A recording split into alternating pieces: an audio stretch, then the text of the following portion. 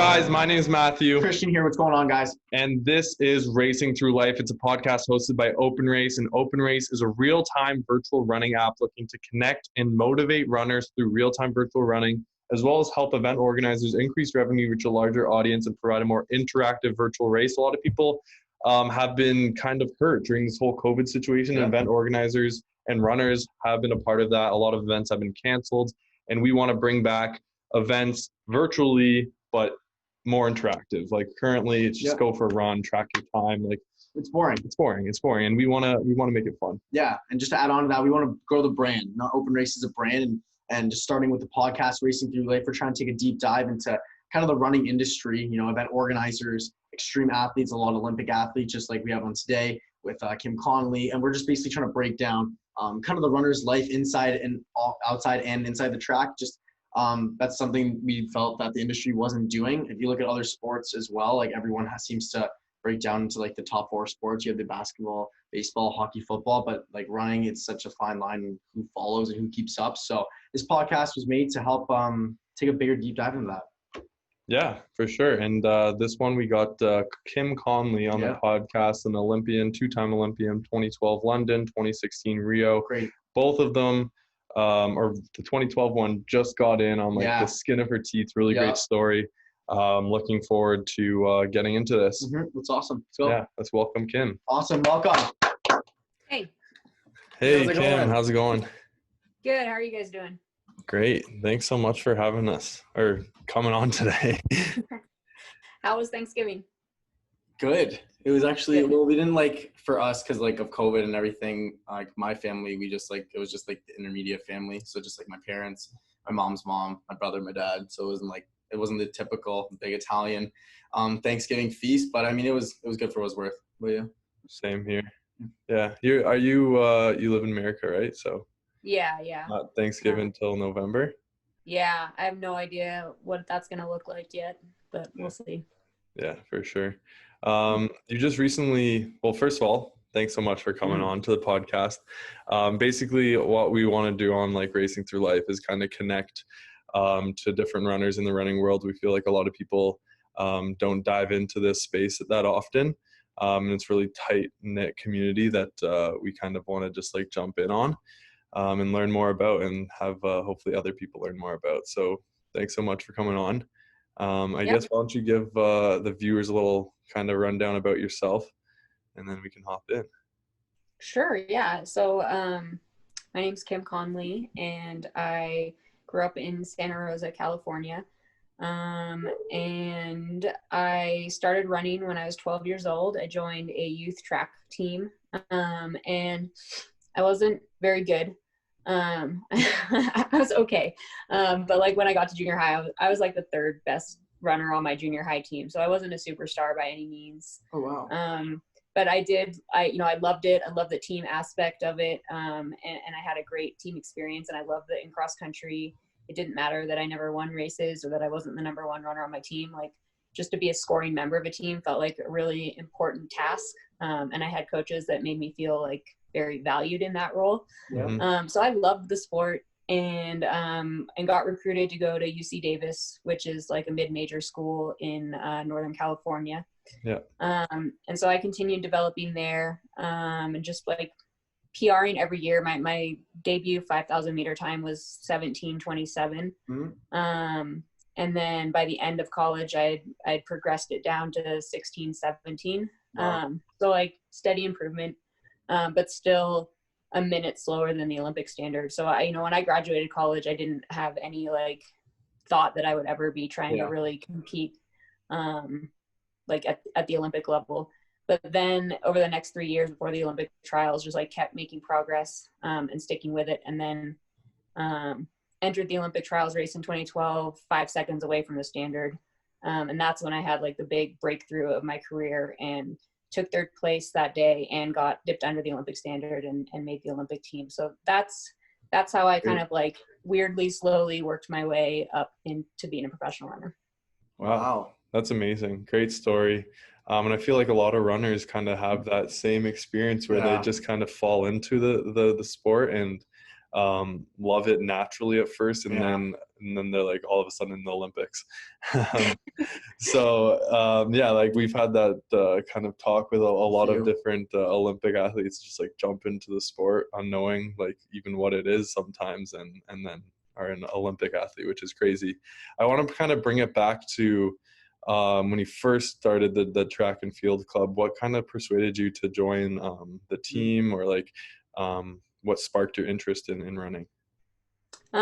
So I played all kinds of sports. I liked soccer and basketball and volleyball. So I was kind of like every season you do a different sport type of kid. And spring was usually softball was my sport, but I was just getting a little bored. I was like sitting around the outfield. And I felt like I didn't run around enough. So I complained enough to my mom about it. And then she heard about the track team. And so she's like, all right, we're going to send you to this track team so you can actually run around. So that's how it started. And then by the time I got to high school, I realized that, that was probably my best sport. And, and I had coaches that said like, it's really possible for you to get a scholarship and go run somewhere one day if you focus on it. So that's when I decided to quit the other sports and focus on running. That's awesome.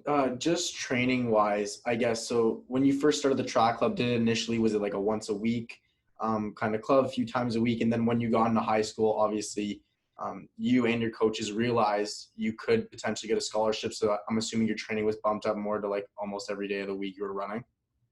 Well, so that track club, it was every day, or maybe not Fridays. Okay. I can't remember, but yeah, it was definitely 4 or 5 days a week. And then, yeah, I mean, it's funny now looking back, like, because in junior high, I had my junior high team, but then I also remained part of the club team. And on my junior high team, they had a morning practice for the distance runners. So I would go to that before school. Then I would go to the like after school rest of the track team practice. And then I would go to the club practice after that, which sounds crazy. Holy but cow. It was just fun to me. Like that's where my friends were. I liked all the coaches.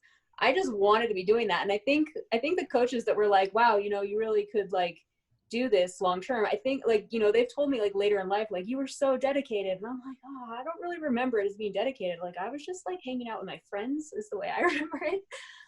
But yeah, I just loved being out there and being with people.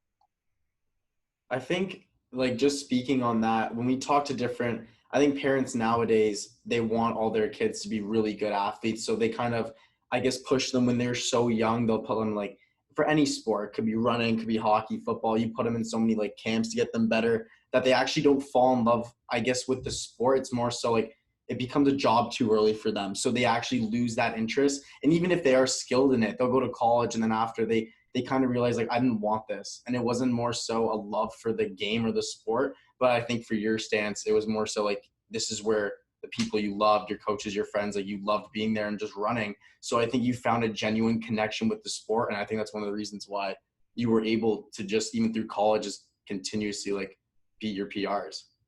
Yeah, absolutely. That's what, when people ask for like advice, on how to stick with it or how to be dedicated. And I'm like, like the foundation has to be love, because it does take so much hard work and commitment. And so if your starting point is like, I love to do this, then it doesn't actually feel like hard work, or you don't feel like you're forcing yourself to do it because it's what you want to be doing. Yeah. And do you think when you were younger playing like all those different sports actually helped your like kind of long game? Yeah, definitely. Because I certainly like, I never felt like burned out by running, because I think my starting point was like all different sports. And then like we talked about, like, it wasn't like my parents pushing me to do one thing. Like it was my choice, to focus on running. I mean, it helped too that like one of the soccer teams that I tried out for that I really, really wanted to be on, I got cut from. Oh. And so I was like a little bit bitter towards soccer for a while, and I liked that in track there weren't cuts, and that everybody could do it, and you were given that opportunity to try and then improve over time. If that soccer team didn't cut you, will we be talking with you today? I don't know, because back then my dream was to be a college soccer player. So yeah, who knows? Wow. That's pretty crazy how that like one, I believe in like fate and like fate. So like that one little like life altering decision, like that could have been the reason you're the athlete and Olympian you are today. It could have been that True. one, like that cut. True. You know, I've felt all these years like a little mad at that coach, but maybe I should be thanking him. That's who you are. Yeah, that's wow. Yeah, our friend, cool. that actually reminds me of like our friend who pins like what he's doing today. So now he's a plumber. He never really liked school, but he always pins it on the fact that he missed this one test in like grade 12 English class because he chose to go to like work. He had a shift. Yeah, he had a shift instead of going to like class in the morning or school that day for some reason. It was a project. He didn't have time for the project because he had a shift. So he didn't do the project. I only got to like, he bombed it. He failed the class. And then failed the class. Yeah. And then instead of going to university, he went to college in the trades, which he says he likes better more than he think he would have done at like university school. So that kind of made me think of that story. But yeah, it's crazy how like you can kind of sometimes think of like this one decision that altered everything. Yeah. Wow, that's crazy. Also, quick question. So then when you were in high school, I guess between grade 9 to 12, what year, I guess, did you realize, or were your coaches telling you like you could be, you could definitely get some top tier like scholarships here? Was it like early on, or was it more so like senior years when you realized you were going to get a lot of scholarships? No, it was early on, but it was like, so Sarah Hall, who is a professional runner in the U.S., married to Ryan Hall, she was a senior at my high school when I was a freshman. So I was kind of always like in her shadow, following in her footsteps. So I watched her go through that whole process of getting recruited by Stanford and going to Stanford. And so it's what I also aspire to, but I just wasn't as good as her. So I was never looking at Stanford. So I was like looking at more like the mid-major level schools in California. But yeah, it was like being able to run in college was always my goal. So why UC Davis? That's what we want to know. What made that school the lucky winner? Wow. So in 8th grade, I had a club track coach that just told me all about it. It's a super bike friendly town. The campus is closed to cars and everybody just like bikes everywhere. And they have like these huge bike lanes, like basically as wide as the car lanes in the streets, and a whole network of greenbelt trails. So like, it's just like people bike there rather than drive. And so he like painted this picture for me, and I was like, that sounds amazing. Like, I want to go there one day. So that winter in 8th grade, I asked my parents for a bike for Christmas, and they gave it to me, and I was like, good, like this is what I'm taking to Davis with me one day. Like, wow. Okay. So then when I like filled out the recruiting questionnaire, I guess I was at the end of my junior year of high school, or like going into my senior year of high school, and then the coach called me, and I just like gushed. I was like, this is my dream school. I want to go here. And he was super excited. They were in the process of transitioning from Division II to Division I. Mm-hmm. So they were kind of felt like they were in a hard place for trying to recruit athletes anyway. And so it was just that definitely was like fate. It was like, they were like, woo, this is awesome. And I was like, yeah, I'm going to go to Davis. That's amazing. Why? I feel like that happens a lot with like runners. Like they know when they're kind of like early on, like, okay, this is where I'm going to go. I'm gonna go here, and they do. Like, that's like so many stories just come back. It's like does every runner is like, yeah, this is gonna be my school in like 5 years. Do you believe in like manifestation at all, or were you I don't know, like getting that bike kind of? I don't know. I mean, I definitely think about it, like especially because of the way that my 2012 Olympic trials race unfolded. Like it just like it was so surreal and crazy. Like there were definitely times where I was just like, it like feels like it was meant to be. We're gonna get to that too. That's gonna be a good story, I think, too. That is really cool. So while you're in college, I know you guys just transitioned to D1. Did you have any like kind of big breaks at the like NCAAs or anything, or like how was your time there, I guess? Yeah, so it was kind of weird because of that transition, we were ineligible for any postseason competition until my Okay. 4th year. So I redshirted Wow. it an early year, so I had 2 years, 4th and 5th year, to like go to the conference championships and try to go to NCAA's. And I did like make steady progress, and I felt ready for all of that. But my 4th year at the regional meet, I got food poisoning and I didn't toe the line. So that season ended. No. And then the next year, my senior year, I got clipped from behind in the regional race, a lap and a half in, and my shoe came off, and I ended up DNFing that race. So it was just like a very kind of like sad, like kind of like anticlimactic end to my collegiate career. And but in a good way, that was also the reason that I really wanted to keep running. Even though like I wasn't really good enough to be a professional runner, I was just like, I had so much unfinished business in the sport, and I knew I had so much more left in me. So it was kind of like those disappointments were the reason that I like felt compelled to like keep trying. What was the food that caused that? Yeah. Do you remember? Well, we never really knew for sure. We went to this restaurant, and my mom and my boyfriend at the time and my brother, and we were all just like, yeah, just like it was terrible. Yeah. So yeah, something at that restaurant was bad. Wow. There's a lot of books behind you during what did you take at UC Davis, and kind of how was your time there outside of running, like education and just like hobby wise? Yeah, it was good. I studied exercise biology. Cool. And at the time I was thinking I'd go into physical therapy. After I graduated, I ended up actually coaching in the program, and loved it. I loved coaching.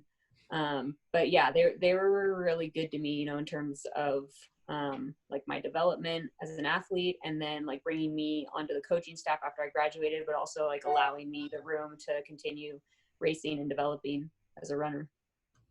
Wow. So then with coaching, was it, how long did you coach for? And was it more so like, how was coaching? I loved it. I coached basically, well, so I started as a volunteer, and then I got hired onto the staff. And then at the beginning of 2012, I got given a grant, a $10,000 grant to like pursue like professional running, or to support my running career. Yeah. And I was just reaching a point in my development where I'd started becoming more and more competitive on the national stage, like at US championship road races. Yeah. And I kind of felt this like all the women I'm competing against are like contracted professional runners. And I'm like, but I'm like a coach and an athlete trying to like do these two careers. And so when I got that grant, I was like, I had 6 months before the Olympic trials, and I was like, man, what if I just like went all your eggs in one, but yeah. Mm-hmm. Yeah. So I stepped back to being a volunteer again. And so I remained a volunteer in the program until 2014 when we left Davis. But my coaching duties weren't the same. It wasn't like I wasn't working, really hard in the office like I had been before. But yeah, it was still a hard decision to step back because I was really invested in the team, and, they just won their first conference title. And that was like, kind of like, again, with the unfinished business, for things that I hadn't accomplished with the team as an athlete there. So it felt really good to be like helping guide the program still. But obviously it was the right thing. Like, I was torn kind of between the two careers, and coaching will always be there, but the window to try to make it as a professional athlete was right then. And so you had 6 months when you stepped away from coaching to focus just on the Olympic trials. So my question with like training wise, even coaching wise, did you have someone coaching you, or is it more so just all your knowledge that you've kind of had now? You're just, you were training on your own just for the 6 months. How intense was, I guess, that 6 months? I'm very curious. Yeah. So I had like several different coaches when I was at Davis, and the one that arrived in my 5th year, who later became the director of the program, he was the one that really like fostered my desire to keep running. And so he was like the head coach in the program, and I was his assistant, and he was also coaching me. And man, yeah, when I stepped back, like within weeks, almost immediately, like that like taking that time out of the office and organizing all the recruit trips and, you know, like helping to manage the budget and just like all the stuff you do. Once I was just like fully dedicated to like training, recovering, going for a second training session, it was like my running elevated so fast. And I was still like going to practice, and I was just like chasing the men's team around. And they were making me really good. So, so it was like very sudden, like kind of like January, February of 2012, where I was just like starting to like do some training runs and workouts where I was like, whoa, like I'm really fit. Wow. So then Olympic trials come around. I want to know, how was going into that day and kind of that whole experience? Like, walk us through that. I know that's a good story. Yeah. So I entered the meet with my PR being 5 seconds slower than the Olympic standard, and like I remember the morning of the race, like going out for my shakeout, and I was just like so happy. I was just I wasn't nervous at all. I was just like, oh my gosh, like 3 years ago, I graduated college and set this goal to like go to the Olympic trials. And here I am. And not only that, like Drew and I have this race plan where I'm going to like try to make the Olympic team. Like, that's awesome. So I was just like, I was really happy. And we had a race plan that involved me leading a lot of the race, because we wanted it to not be like a really tactical race, because I needed the Olympic standard. So we were trying to like pace it for the Olympic standard. Which is it's hard, you know, like, because it's still a championship race. And so I was trying to balance, like, conserve as much energy as possible for like a late kick, while also keeping the pace honest. And then I looked at the clock at 3,000 meters, saw the split, and I was like, oh no, this is way too slow. I failed. It was just like bad. I just got really negative. You know, I just kind of thought like, oh, well, like that whole dream is out the window. And I just started fading. Like Julie Lucas with 1,200 meters to go made a really hard move, broke open the whole race. Julie Cully and Molly Huddle, like, just like zoomed by me to chase her. And then other women started passing me. And I faded as far back as 8th place.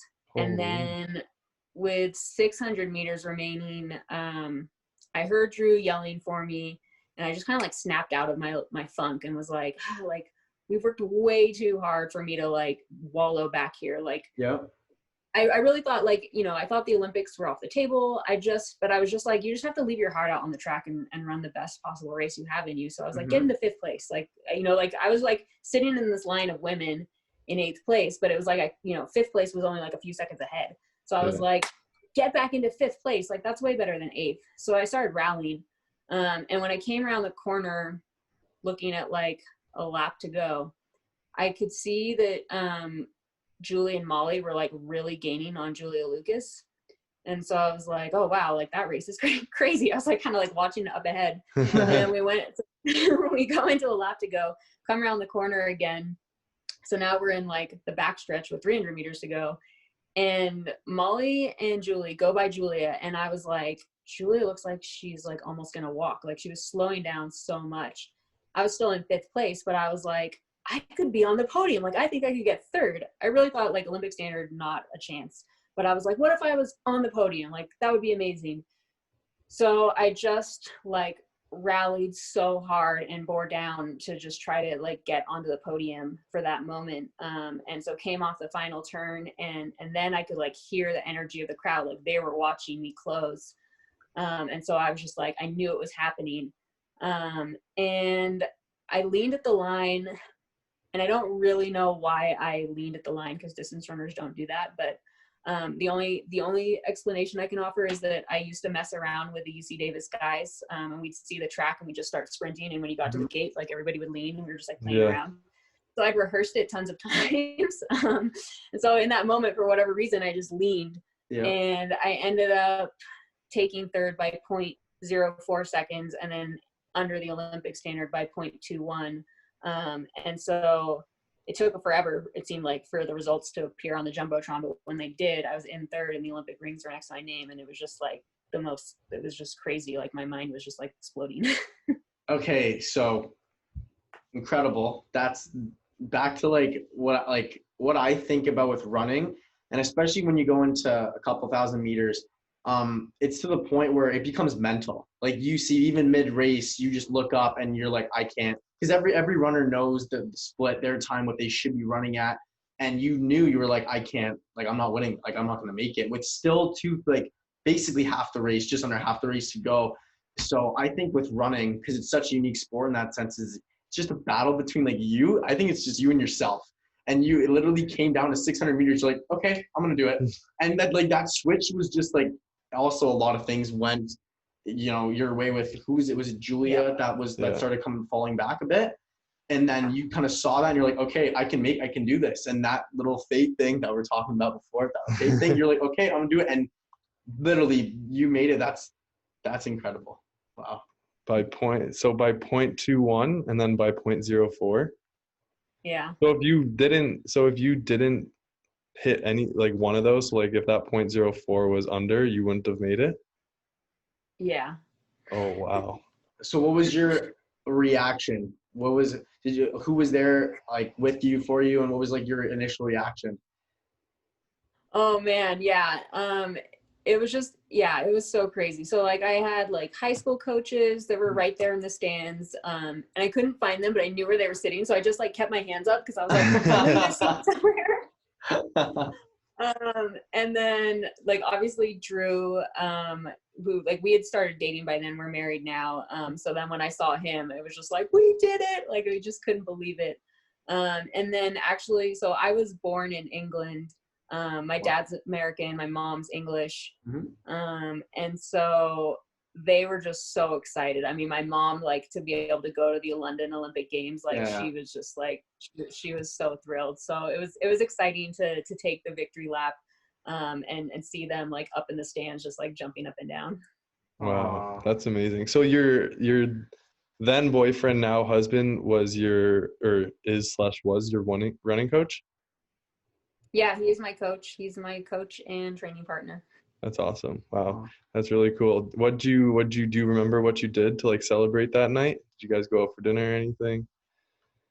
Oh yeah, we went, there's this like restaurant bar in Eugene that's like a big hub of like fans and stuff at the Olympic trials. It's just like one of the places, the Wild Duck. So we went there. I was wearing the New Balance kit in the race. They'd sent it to me, but I didn't sign my contract till the next day. But it was like tons of people from New Balance there celebrating, tons of people from UC Davis there that came to celebrate. We had a party. It was fun. Wow. That's fun. That is probably going to be so like not just relieving, but like all like the goals that you've kind of set yourself growing up, and like the trials was one, then making the Olympics is another. So I could only imagine just the happiness for, you and your family. So that's awesome. And then leading up to now the Olympics, London, how was London? How was everything there from the opening ceremonies to the village? How was that all?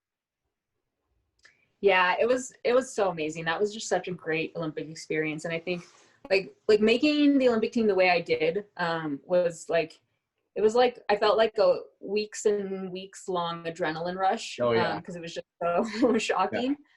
Yeah. But I think like walking in the opening ceremonies was when it really like hit me, like, whoa, I am at the Olympics, and like I'm not up in the stands, like I'm down here on the track, and there are 80,000 people screaming right now, and this is really, really cool.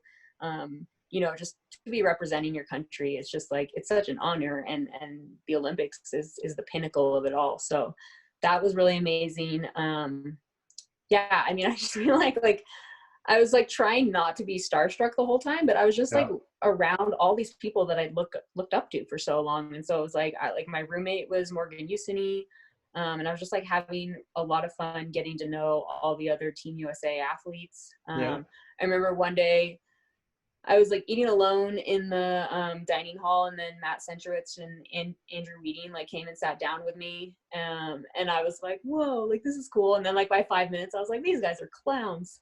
But it was so fun, just to like, I don't know, be in that environment. There was another day that I remember I got on the elevator in like like the Olympic Village is like apartments and buildings. It's just like this total like mini city. So I got in the elevator in the building, and there was a diver that I'd been watching on TV the day before, and he was standing there with his gold medal around his neck, and I was just like, oh my God, that's a real gold medal. Like it was crazy. Wow, he just wins at his event. He's like, okay, I'll see you guys later. Goes to the village, just puts it on. He's just gonna wait. Just wait for someone to start talking. Oh, congrats on the medal, thanks. That's got to be easy to break the ice, though. If you had an Olympic gold medal, like, oh wow, like congrats on your gold medal. And it's like, thanks. I'm John, by the way. Okay. That's funny. Yeah. So a question that we've kind of asked like all the Olympians, fun question is, which country parties the hardest? Because we've been told, you know, once the events are done, they like to, you know, celebrate, party because they work hard. So yeah, which country, party's a little too much. I think Australians totally take the cake on that front. Everyone's had a different answer, but I feel like I could see like, I understand that. We've had Great Britain. Tom Bosworth said Great Britain threw down pretty hard.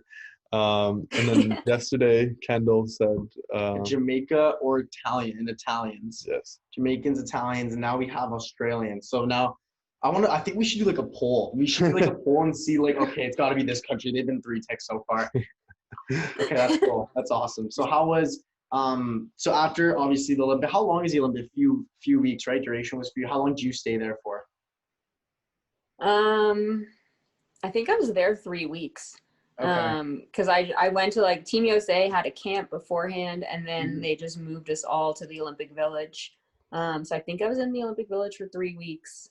But I was also like, I had gone over to Europe and been racing in Europe beforehand, and then I actually kept racing in Europe after. So it was just like it was like one part of a whole long summer. Okay. Wow. That's awesome. So then I guess after these Olympics are more so, you know, done, your first Olympics is done. So now you get back home and you're like, you're now, you know, like this is your profession, you're a professional Olympic athlete. So I guess now sponsorships, you have New Balance that comes in. And then I guess the World Championships was then your next, I guess, goal for training wise. And how did everything change after the 2012 Olympics leading up to 2016 Rio? Yeah, I mean, the big change is that the Olympics were the goal, whereas leading up to 2012, like the Olympic trials were the goal, and then the possibility of the Olympics emerged as kind of like this really improbable, lofty, crazy, you know, dream. Yeah. But yeah, I left London feeling really excited and inspired because I was just like, wow, I have 4 years ahead of me and I've made so much improvement in the last 3 years. I was just like, wow, like I can't wait to return to the Olympic stage. So in London, I finished 12th in my heat and I didn't make the final. So when I left, I was just like, all right, like I have to get back to the Olympic stage and I want to do better. And at that time I was thinking the 10,000 would probably be my best event. So I started to think a little bit more about it, expanding my range out to longer distances. Okay. And I want to kind of touch on how the 5,000 meters works at the Olympics. I thought it was just one run and everyone runs at once, but it's heat. So you run 5,000 meters. How many times? Like, is it a heat and then semis, then finals? It's semis and then finals. So it's, okay. Yeah, they run 2 heats one day. And I think it's like the top 5 or 6 in each heat qualify, and then the next 5, I think it's the top 5 automatically qualify, and then the next 5 fastest times overall move on to the final, which is usually 3 days later. Okay, so there's a time, like enough time between to kind of rest up and prepare again. Yeah. Okay. Wow. So with the 10,000 meters, did you start training that, or did you choose to kind of pursue that? How did that go? Yeah. So in 2013, I kept my focus on the 5,000, and I made it to the World Championships. Nice. And made it to the final, and I finished 12th in the final. Okay. And then in 2014, really like focused on the 10,000 and actually won my first national title in the 10,000. And then that winter decided to go all the way out to the half marathon. And so I ran the half marathon at the US half marathon championships. And I won that. So that was like, everything was like going awesome. Yeah. And then the Olympic trials were kind of crazy. So I went, in 2016 to Olympic trials, totally focused on the 10,000, but I had run 5,000s along the way. So I had the Olympic standard in both events, but my focus was the 10,000. And 3 miles into the race, I got clipped from behind again, and my shoe came off. And so this time I like stopped and put it back on. And I tried to catch back up to the leaders, but by 5 miles, I realized that like it wasn't going to happen. So I dropped out of the race. It was like, it's a really hard decision to make in the moment, you know, while you're racing, and like, you're always trying to like keep that positive mindset. Like we're talking about, it's like racing is like that constant battle with yourself. And so I was like, no, like you had such a like heroic finish in 2012. Like you're just going to do that again. So I just like stayed in the race, like convincing myself that people were going to come back to me. And then eventually, like, you know, like a more pragmatic side of my brain was like, no, you have the standard in the 5,000, like save yourself now for that. That's what makes sense. So it was really hard, but I dropped out. And then had to spend like the next, cause it was like maybe 5 days between the 10,000 and the first round of the 5,000. So I had to spend that time like reminding myself every day, like, no, you didn't have a bad race. Like you're still really fit. Just like try to stay positive. And then, but anyway, I did come back in the 5,000 and I took third. And so I qualified for the 2016 Olympic team in the 5,000. That's all. That's gotta be relieving. So the 5 days of kind of just thinking there, like, you're doing good, you're going to do great. Like, that's awesome. Okay. So then how was leading up to Rio? Then how was Rio? So it's kind of funny. In Rio, I finished 12th in my heat and did not make it to the final. I had the exact same result that I had in London, but in London, I was like super inspired and was like, yeah, this is awesome. You know, like, you know, my career's about to take off. And in Rio, I was like, oh man, like I worked so hard over the last 4 years. Like, and I thought I was going to make all this improvement, and I did really make a lot of improvements, but then the actual result in Rio didn't reflect any of that. And so I left feeling way more like sad. Aww. That's all right. That's all. Yeah. It's also hard when it's like, it's kind of like at the end of the day, you train the sad part about the Olympics is you train 4 years for like, at the end of the day, it's a race. So you got to have like everything. I feel like everything's got to go right. Everything's got to be lucky go your too. way. At the end of the day, I think, with anything, you got to be a little lucky. You got to have, like, how many Olympians can say like about their 4 years of training that their Olympic races was their best time throughout the 4? You know what I mean? Like that's, I think everything's got to be good. It's got to be a little bit of luck, and I wouldn't be too hard on yourself. I know. And I mean, obviously this year's been weird, and, we have no idea if the Olympics are actually going to happen next year, but I mean, I hope that's just kind of, that's like one chapter in the story of what will be my career. And, there's still exciting moments ahead. Yeah. So have you been focusing solely on running for the past, I guess, since 2012, so 8 years, or have you kind of done anything else on the side? I know you recently moved to Arizona, so how was that? I've been a full-time professional runner for the last 8 years. Awesome. Like you said, just recently moved full-time to Flagstaff. I've been doing training camps here since 2014 and actually bought a house in 2016 here. But now we're just making it our permanent residence. But this is where I always just like feel so happy and inspired. And so it makes sense, I think, to be in this environment. How is the running environment in Arizona? It's got a lot of like good weather all year round. So I'm assuming there's running everywhere you go, you see a runner, I'm assuming. Yeah, it's pretty funny here. So Flagstaff's at 7,000 feet. And so winters will get some snow, but it's so easy to drive down off the mountain and into the desert that I never actually run in the snow. So that's probably my favorite time of year, actually, is when we can like go down to Sedona or somewhere in the desert and go for a run in like shorts and sports bra, but then like come home and watch like snow falling outside. That is pretty sick. Yeah. I wish we could just. I want to do that. Like, I want to go down We- the mountain and then just go for a run with my shirt off and come back upstairs to like hot chocolate by the fire. I know. Whenever I tell my husband, like, yeah, I love the snow, and he's like, I don't know if you'd like it as much if you couldn't just like leave it whenever you wanted to. I agree with that statement.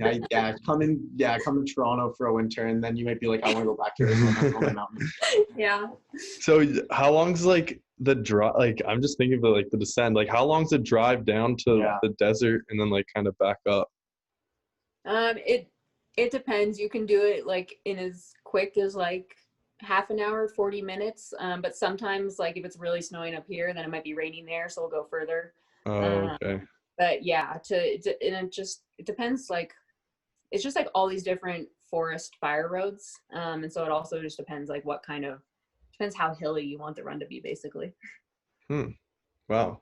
That's cool. I wish we had that. That's like really cool. You can just like change elevation and get a different like completely different environment. Completely different environment. It's snowing. I had no idea you could do that. I was like, I thought if you're up in like that elevation, it takes like days to get up there. Yeah, it's true. And for it to change, for the environment to change. Yeah. Yeah. I think so. Wow, that's cool. Gotta come check that out. How's like Arizona, I guess, as a whole? Like, why did you choose to come to Arizona? Yeah, it's such a like unique landscape, kind of like what we're talking about. So where we are up in the mountains, surrounded by pine trees, and like right now, aspens are turning and it's really beautiful. But then you descend from here into like red rocks. So it's like kind of like those old Western settings, with like the like mesa red rock flat tops. Yeah. And then you like drive a little further down and you get those like big saguaro cactus plants, and you're just like you're just like really in the heart of the desert. That's probably within like 90 minutes from here. Wow. And so it's just like all these different like unique interesting settings that and there's lots of like canyons and stuff, so it's it's really beautiful. Yeah. Wow. I want to live in Arizona when I'm older. It's so nice. And also the nice weather is just, for living in Canada your whole life, we see like places like like Miami, California, and then Arizona, and it's like I could live there. I could do that. I could do that. Yeah, that'd be a good place. So I kind of want to talk about shirt you got on, New Balance. Awesome company, love their products, love how they sponsored Kawhi last year with the Toronto Raptors. Not happy that he's gone, but it's all right. I think the Raptors got out in the same round, or did a little better than the same round than the Clippers this year. So we're good. Why'd you choose New Balance to kind of be your sponsor? What'd you like about them? Yeah, well, I mean, the very honest answer to that is they were the only company that was interested in me back in the beginning of 2012, before I was an Olympian, and when I was a total long shot to make the team. Mm-hmm. They were the company that saw potential in me, and so they started sending me gear. And like I said earlier, like I didn't actually have a contract with them until after I made the team, but I didn't even like consider other companies at that point because I felt like they had been loyal to me, and so I wanted to be loyal to them. And it's just been such a great relationship over the years, and like through thick and thin. Like I've had some rough injury patches, and coming out of some of those times, like it's been when like contracts have been up for renewal, and it's like they don't even blink an eye or play games or anything. And so compared to some of the horror stories you hear with athletes with other companies, it's like I just feel so lucky to have been with an upstanding company. Wow, that's great. Wow. Yeah, loyalty is probably a huge thing, especially in like athletics. Yeah, because like if someone gets injured, career can easily get dropped by like all their sponsors immediately. So that's great that you have that kind of loyalty between the brand and yourself. Do you want to kind of touch on some of those injuries? Like what happened? Any big ones that stumped any kind of growth at all? Yeah, I mean, oh man. plantar fasciitis is just the worst. I've had it in both feet, and it's like, it just takes months and months and months to go away. And it was so painful for me, that I really couldn't run through it. Well, there were periods where I would try to run through it. And then other periods where I couldn't. And then sometimes when I was being really stubborn, I was like running through it. And then I started causing other injuries because I was kind of limping. Yeah. So it's just the type of thing that like you have to just get through. I don't know what there's no like magic bullet for it. But yeah, certainly that's been kind of like the bane of my injury woes. For people that don't know what plantar fasciitis is, like myself, well, what is that? What kind of injury on your feet, I'm assuming? Yeah, it's basically, so the plantar fascia is this band of fascia that runs from your heel and connects to your toes. So like if your hand is bottom of your foot, it's like goes like this. Yeah. And it just starts to get these like little tears in it, and then inflammation. So like when I went to the Olympic Training Center and they were doing like imaging of it, they were like, like it just looks like Swiss cheese. So it was just like it just like had like holes in it, and it would get really inflamed because of that tearing. And I honestly don't know what causes it, other than just like overuse. It just starts to break down. But I haven't, knock on wood, I haven't had problems in a while, and I think that's just like it's probably healed a little stronger or has some scar tissue in there. That's just it's not an issue right now. Oh, okay, that's good. As long as it's not affecting my training right now. Okay. Yeah. Cool. So, I know everyone's kind of in the same position with like COVID and stuff. Yeah. How have you kind of dealt with it? I guess how's Arizona in that sense of like restriction, daily life and training regimen? How has it changed at all since the pandemic? Yeah. So like this spring, when the Olympics first got postponed and there were just no races on the schedule, I just kind of like went into, I guess I'd call it like a long base phase, but it was kind of more in the spirit of like, have fun, be out here because I love to run, and maybe do some things I wouldn't normally do, like when I'm really seriously preparing for the Olympic trials. So I went on like some like kind of crazy mountain runs that I wouldn't normally do, explored some trails that were kind of off the beaten path. I had a streak of 10 weeks in a row where my long run was somewhere between 2 hours and 2.5 hours, which for perspective, in a normal training cycle leading up to the Olympic trials, like I might do 1 2-hour long run, but usually we're like backing it, like it's like shorter than that. Because for 5,000, 10,000 meter training, the emphasis is more on like your track workouts. So you don't want to like make yourself too tired with really high mileage. Mm-hmm. So I just, cause I love to run, we just had some fun, ran a little more than we normally do, kind of, less emphasis on like making it hard training, and made it more just about like exploring the area. And there are just so many options of places to run here that are really beautiful. So we just enjoyed being here and doing that. And then I took a break in like end of August, early September, kind of when you would normally take a break after track season. And so now I'm preparing, like it's a normal base phase. And, until the Olympics and Olympic trials are like officially canceled or anything, like we have to act as if that's what's going to happen next summer. And so we're, I have that same sense of purpose that I normally would have like in the fall going into an Olympic year. Okay. Well, any like weird things that you kind of picked up, hobbies during the COVID? Yeah. I don't know, not weird, but like unique. Yeah, different from something your kind of normal. I see like all those books are just like staring at me. Do you read a lot? I do read a lot, yeah.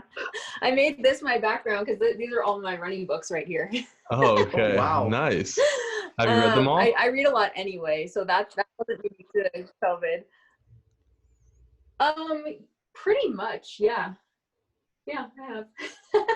Nice. What's your favorite book? My favorite book of all time, or my favorite running book? All time. Trinity by Leon Uris. Okay. It's a historical fiction, deals with the Irish resistance. It's set in Ireland in like the early 1900s. It's really good. Wow, Wow. that's cool. I was a big fan of like Percy Jackson and the Olympians. Okay, nice. I haven't read in so long. I want to kind of pick it up again. Everyone says it's like so good it for is you, really and good. it Even like is. an hour a day apparently is like, or like 30 minutes to an hour a day just goes such a long way. I should probably read Yeah. now. When I was going on like the GO Train or subway downtown for co-op I read a book once there too. in the fall Yeah. or in the winter, I was started, but then COVID hit and I didn't have to take it anymore, so this book stopped. I would blame COVID. Now you can't read.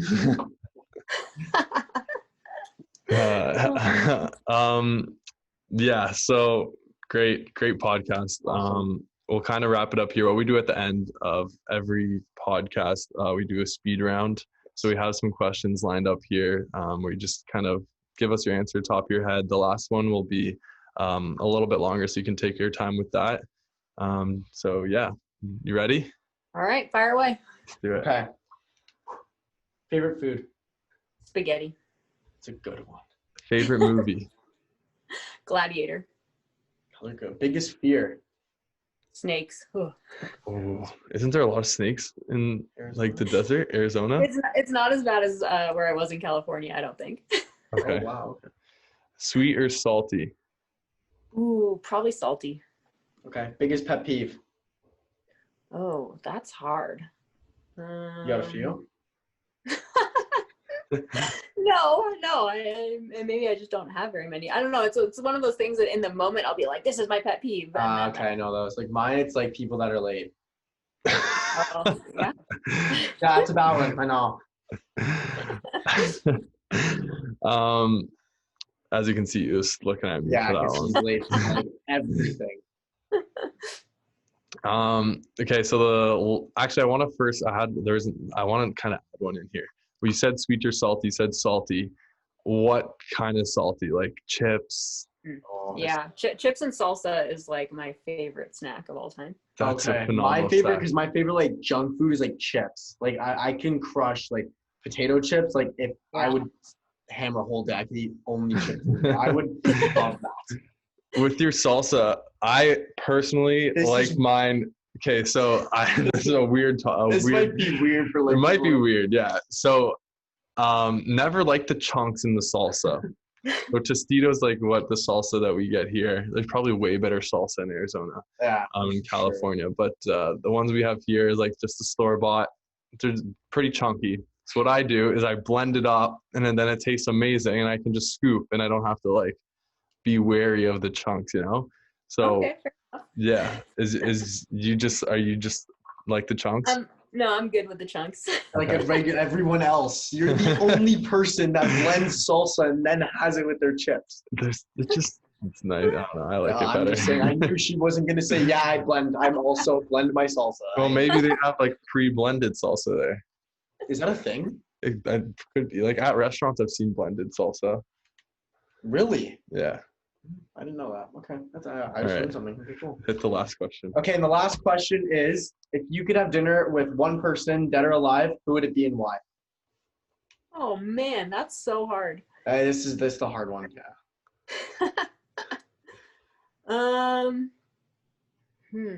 Gosh. His person is Justin Bieber. Yeah, like wow. like just think like that. He's been through everything since he was 12. Like if you had to talk to someone who has literally had everything given to him, like been through everything, you know, he's gone through like health scares too because he traveled so much, like and he seen so many like sinful things. Like if you look at drugs and alcohol when he was 13, like he's literally been through everything, but he's also had everything. So I would love to sit down and be like, how's your life? You know, like that's why I would be Justin Bieber. Fair enough. Well, I feel like my answer is like so nerdy, but No. whatever. I mean, Justin Bieber's kind of nerdy, except you just Justin explained Bieber. it really well. Yeah. I think mine would be Mark Twain. I think like he had a really interesting life and then had a way of like sharing it through his stories and because I love to read. Mm-hmm. So yeah, I think that's what I also just like that period of history is just kind of fascinates me. So man, it's really nerdy to say. That's a great answer. That's better. That's a better answer probably than Justin Bieber. So yeah, way better answer. Dude, I think a lot of things tops but Justin Bieber. You blend your salsa. You blend salsa. I don't think you can get mad at me for Justin Bieber. All right. Well, thank you so much, Kim, for hopping on the podcast with us. We really appreciate it. Do you want to kind of shout out anything? No, I'm good, but thank you No? so much for having me. It was really fun talking to you guys. Awesome. Thank you. We'll stay in touch. And yeah, we appreciate it. Thank you All so right. much. Thanks. Yep. Bye.